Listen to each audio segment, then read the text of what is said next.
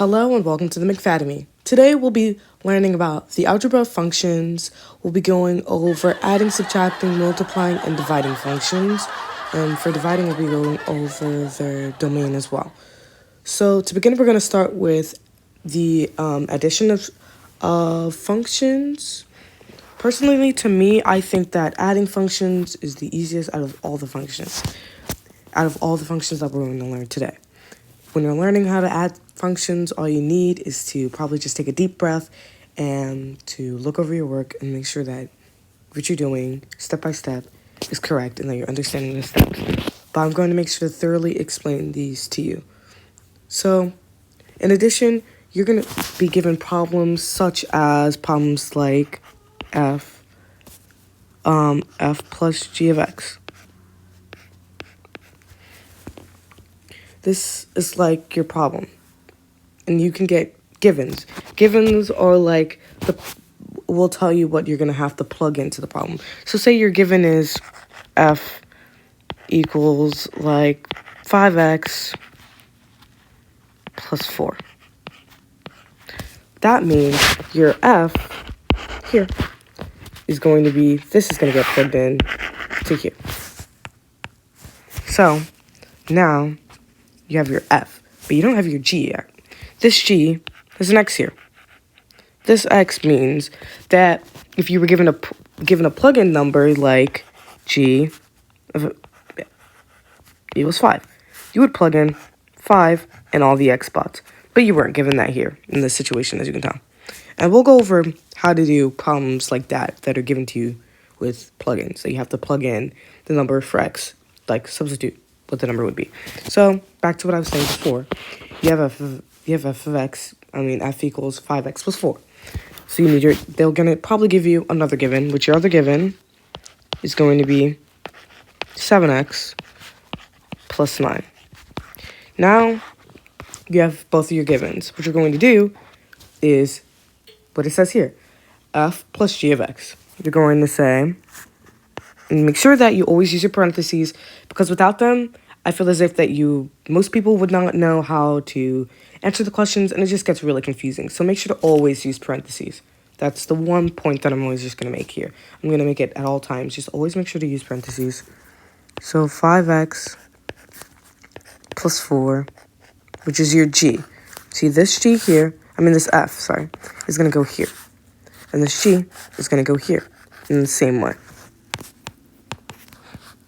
So you have your 5x plus 4, then you have your 7x plus 9. Wow, we're already on a roll here. As you can see, we have the addition set up for us here. It's already set up. The addition set up. But how exactly do we add? Where do we go from here? That's the question that you guys may be asking yourselves. Well, I have the problem written out. What am I supposed to do now? What you're going to do is add your like terms. You're going to add 5x to 7x because they're like terms. Like terms are two numbers that are like the same. So if you have like 5x to the second and 7x to the second, they're the same, so you can add them. So that's what a like term is. 9 and 4 are like terms, and 5x and 7x are like terms.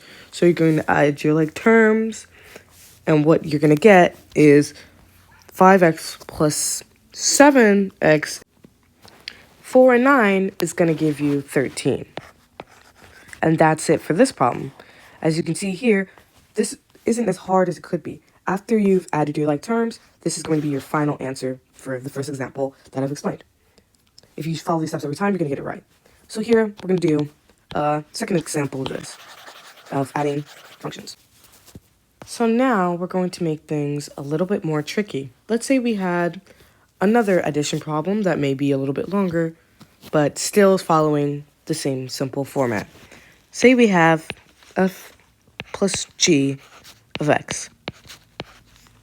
And our givens are f equals 5x plus 4, which is the same as the first time for our f. And now our g given is going to be 7x plus 8 plus 2. This here, that has 3 numbers down here at the bottom, this is called a trinomial, meaning 3 terms.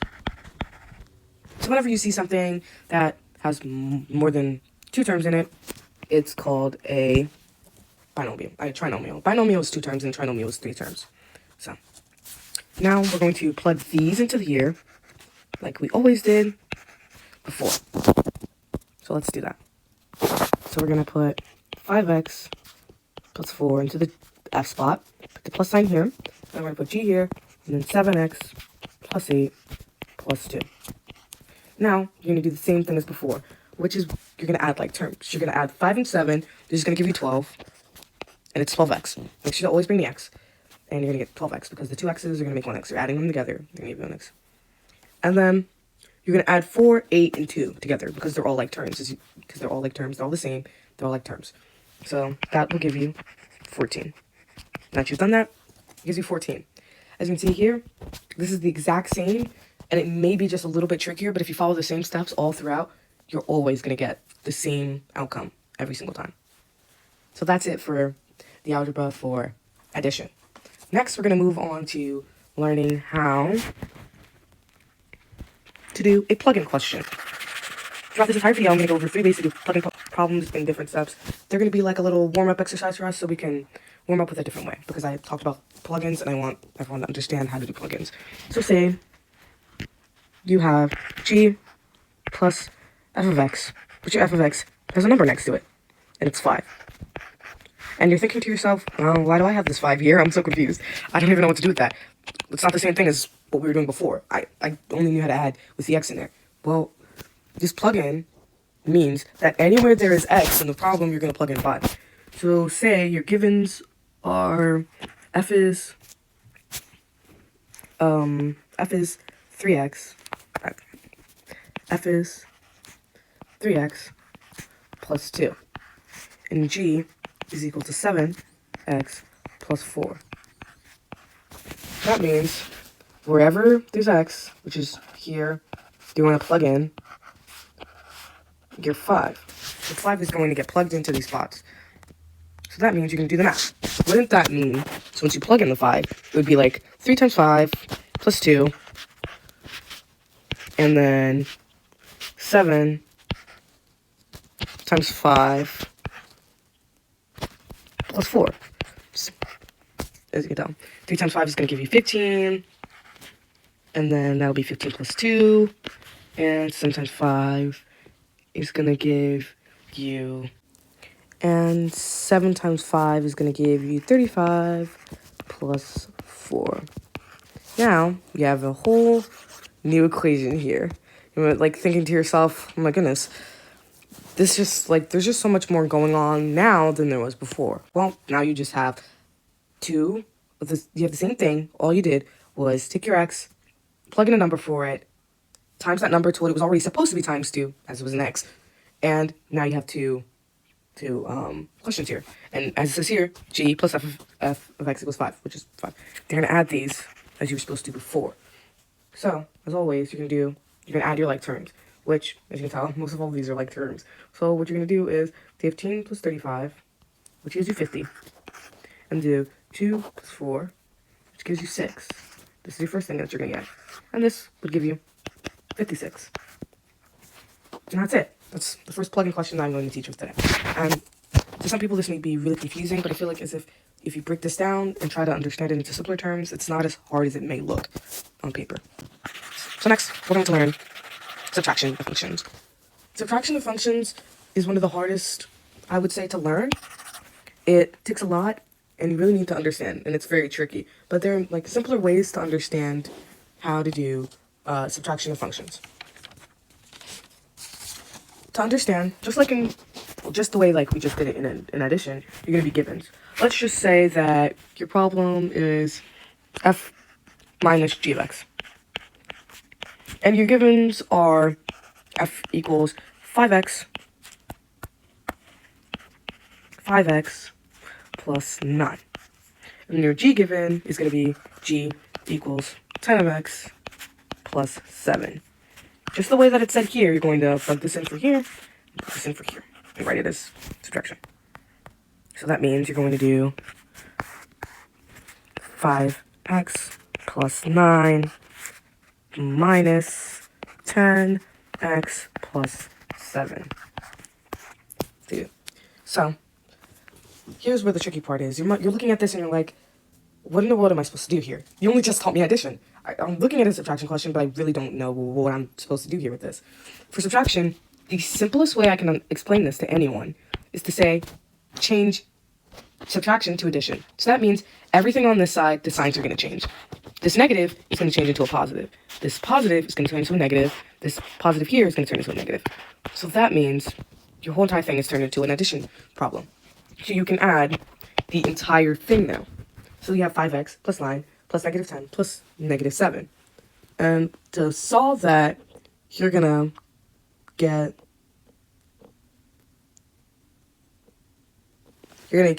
5 plus negative 10, which is going to give you negative 20x, because you're going to add like terms the same exact way you did with addition, because this is now an addition problem. And then you're going to do 9 plus negative 7, which is going to give you plus 12. So it's 20x plus 12 is your answer. This is the same thing as addition, making everything more simple for yourself. Instead of having to go on and try to understand, how am I supposed to subtract this? How am I supposed to subtract that? You can simply just do addition, because addition is the easier form of subtraction in a sense. So let's try another subtraction problem so that we can clear up this subject and move on to the next. Because I feel like everyone's getting the hang of this and it's not that complicated. So for this next problem, we're going to try to do 3 terms again. As we did in the first one, we did 2 terms and then we moved on to 3 terms for addition. Now we're going to do that with subtraction of functions. So for say we have this almost the same exact format as before. We have 5x plus 9, because this is the same thing as before. It's f minus g of x, so don't forget that. And it's 5x minus 9, actually. So don't mind that. And that's going to be, you're going to subtract it from 4x plus 2 minus 3.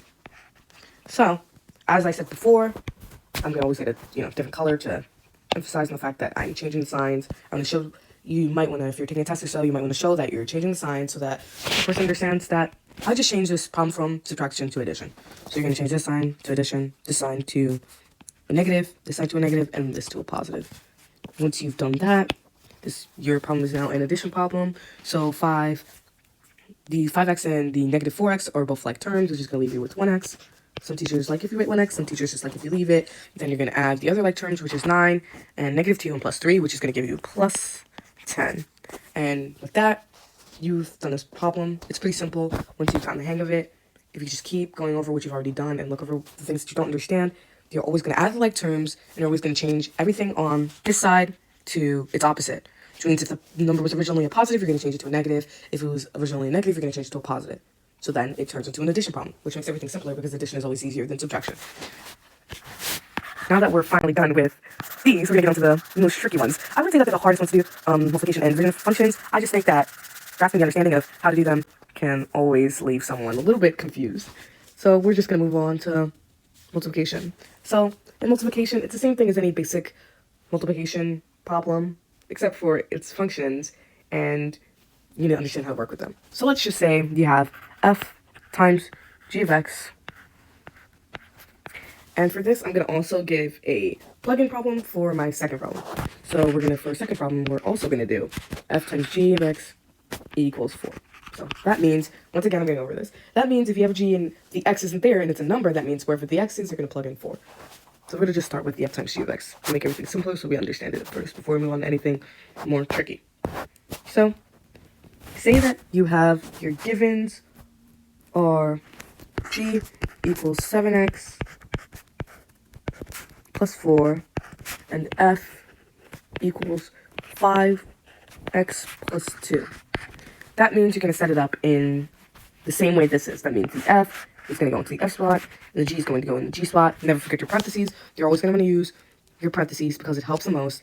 If you work without parentheses, everything's going to be all squished together, and you're not going to be able to understand what you're doing at all. So let's put in the correct format. So we're going to have 5x plus 2 times 7x plus 4. Now, you're going to times. In timesing, in multiplication of functions, it is completely different from adding and subtracting, because this number here is going to multiply within both of these numbers. So that means you're first going to take 5x and multiply it into 4x. Then you're going to take 5x and multiply it into 4. Then you're going to do the same thing with 2. 2 is going to go into 7, and 2 is going to go into 4. 2 is never going to go into 5, and 5 is never going to go into 2. But they're always going to go into the numbers out here. They're always going to go into these numbers like twice. So this one goes here, and it goes here the second time, then this one goes here, and it goes here the second time. It's a little bit confusing, but you get the hang of it once you've done it multiple times. Everything comes to you, and it's like, wow, I don't understand that completely. It's not confusing at all, and I get it. So what you're going to do is 7 times 5, which is going to give you 35x to the second.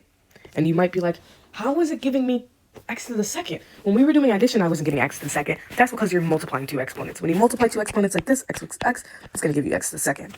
Once you multiply them, that's going to be your answer. So when you multiply, make sure that it gives you x to the second when you have two of them.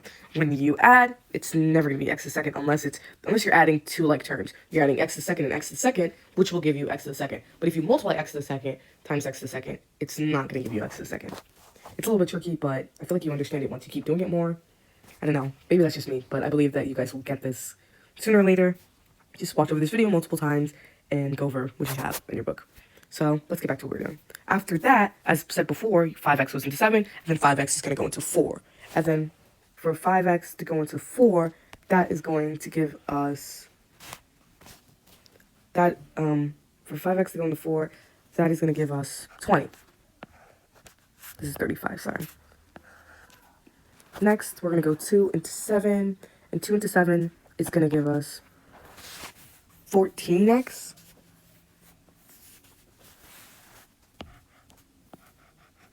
And 2 into 4 is going to give us positive 8.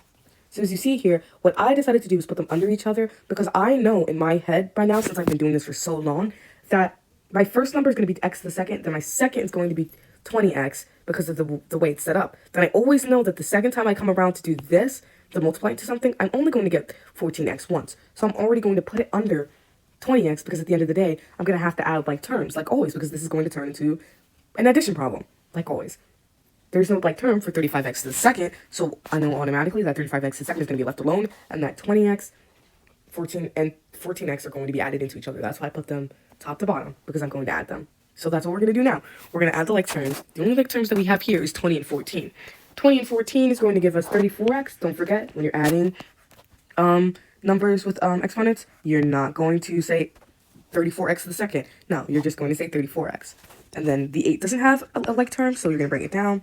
And the 35x to the second does not have a like term. And that's it for this first one.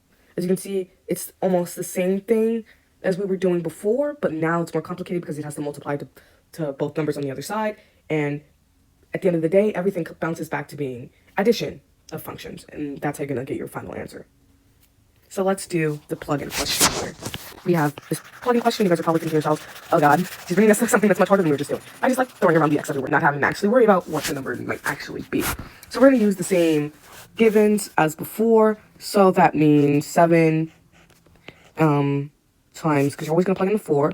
4 plus 4 times 5 times 5 times 4 plus 2. So here we go. Now all of the x's have their givens plugged in. Now that they do, that means that we're going to have to solve for this. This here in the parentheses means that the 7 is going to be times by 4. This means that the 5 is going to be times by... The 4 is going to be times by 5, and the 5 is going to be times 4. As we were doing when we had to plug in. For any other question, when we did addition, and the x, we have to times here. So that means 7 times 4 is going to be 28. And it's going to be 28 plus 4. Okay. Times 5 times 4, which is going to give us 20. And then that's plus 2. And now we're going to do the multiplication. This is going to give us a huge number, because you see here we're working with way bigger numbers than we were working with before, and we just had an x. So if you do 28 times 20, that's going to give you 560. And then if you do 28 times 2, that's going to give you 56. If you do 4 times 20, it's going to give you 80. And if you do 4 times 2, it's going to give you 8, the smallest number. Now we're back to an addition problem. All of these numbers here are like terms. So what you're going to do is pretty simple. You're going to add them all together. 560 plus 56 plus 80 plus 8 is going to give you 816. Sure. And that's it. That's the second multiplication problem. See, that's just showing you that here, I can plug in numbers and still end up doing the same thing. Even if I wasn't given an X, I can still do the same thing. I think it's time for another review so we can jot our memory on the things that we've just been learning before. Because plugging questions always help. Even though we just did a plugging question, I believe it's time to do another plugging question. Because sometimes it's a little bit difficult for us to remember things that we just learned, and going over it over and over again will always help you to remember. So let's just say we have G plus F is 2. This is addition again. Just a little quick review. So that means, once again, F of X is 2. That means wherever this 2 is, whatever the X is, you have to plug in for 2.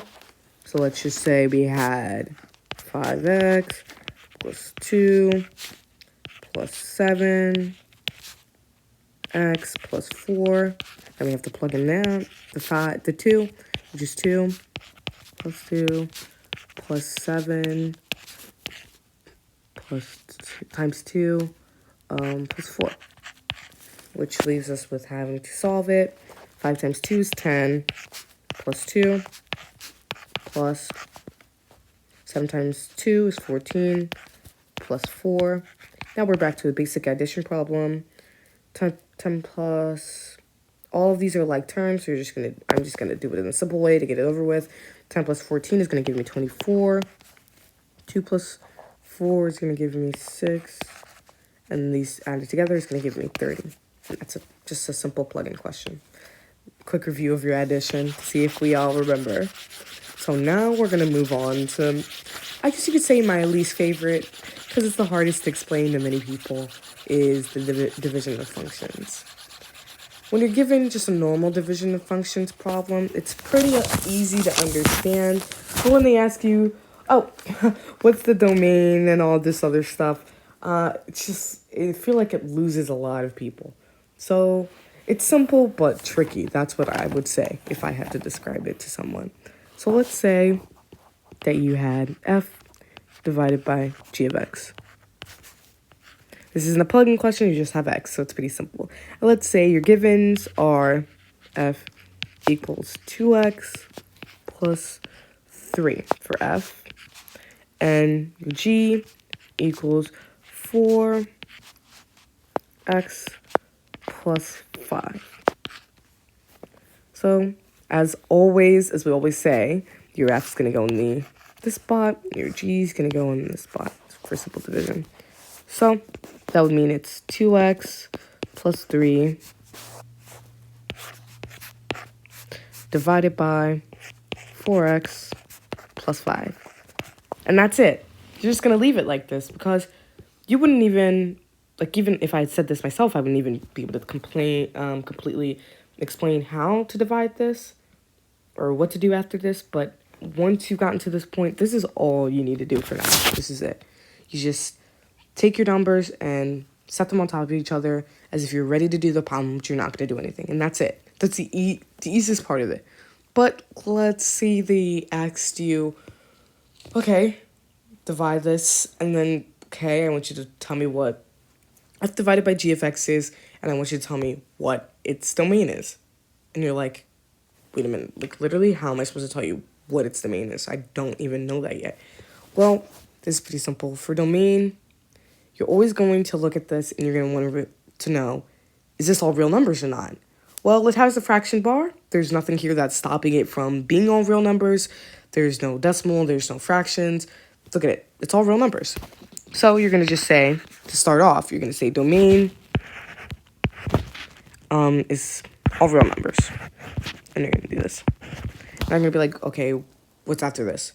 You're going to take the number that's here on the bottom, and you're going to say 4x plus 5, because you want to figure out okay, if it's all real numbers, what number could what could x possibly not be? So you're going to say 4x plus 5 does not equal 0. And now you're going to solve. You're going to solve like this. You're going to say, okay, I have my 5 here. What do I do with my 5? What do I do with my 4x? You're going to take 5, and you're going to minus it by 5, which cancels it out. And then you're going to subtract on both sides, as always. You're you're going to do 0 minus 5, which is going to give you -5. So I'm going to try to give some room here. So that means all you're left with is this 4x here. So you're going to have 4x does not equal -5. Okay, well, this isn't really helping me. You're probably thinking to yourself, what do I do after that? This is it? Is this it? Do I just plug this in here? What do I do? Well, what you're going to do is you're going to divide 4 on both sides. The same way here, you subtract it because you're going to do the opposite to cancel it out. That's the only way that it's going to cancel out is if you do the opposite. So plus 5 minus 5 is going to give you, just going to cancel out because it's 0. So, this divided by each other is going to cancel each other out. And then 5 to the 4 is your problem here because, this is a fraction now. 5, -5 over 4. So that means you're going to bring down your x and you're going to say, so does that mean x is not equal -5 over 4? So x will not ever equal that. If you ever get an x, it's never going to equal 5 minus 4. This is all real numbers, but your x cannot simply possibly ever equal that. That is what it's trying to say to you. So you're going to write here, x does not equal -5 over 4. And it's that easy. It's that simple. So it's all real numbers, and x is not equal -5 over 4. Your x here, if you were to divide this problem, to say if you knew how to divide this problem, it will never, ever, ever, ever equal -5 over 4. So that's our first example. So let's finally do one more problem to brush off this conflict. So we can finally be done and say, wait, I understand how to do all forms of functions now. So we're going to do one more. So let's say we have f divided by g of x. And you're given for f is f equals 4x plus 7, and g equals 10x plus 8. So as always, it's pretty simple when it comes to just the dividing part of it. You're just going to take it and plug it in as always. The 4x plus 7 divided by 10x plus 8. Now you're done. That's your division problem. You're done. But if it's like domain, what's the domain, guys? Sometimes they're going to ask you to show them what the domain is. I want to know what the domain is. Is it all real numbers? What is it? You're looking at this problem, and you're like, yep, it's all real numbers. Because it has a fraction bar, there's nothing here stopping it from being all real numbers. So it's going to be d equals real numbers. And they're going to say, you put your x here, does not equal. You haven't figured it out yet, but you just want to write it so then you're ready. So you're going to say, does not equal 0. So 10 of x plus 8 does not equal 0. Do opposites, so then, as always, so then they cancel each other out. So -8 cancels each other out, cancel each other. These do not cancel each other, so it's going to be 10x does not equal -8. And as always, you're going to try to cancel each other out. And then 8 over 10. So you get -8 over 10 as your final problem. So your domain is all real numbers does not equal -8 over 10. Which means, as always, there's no possible way for you to get 8 over 10 as x because it's never going to equal that. And that's it. Thanks for watching and learning about functions with me. I hope that this helped you to understand how to grasp the understanding of functions, how to solve them, how to multiply and divide them, and how to just, in general, have a little bit of fun with it and just try your best to understand it, even if you can't. Just go over everything and you'll just, one of these days, you'll finally be able to get it. So that's it. Thanks for watching the McFademy.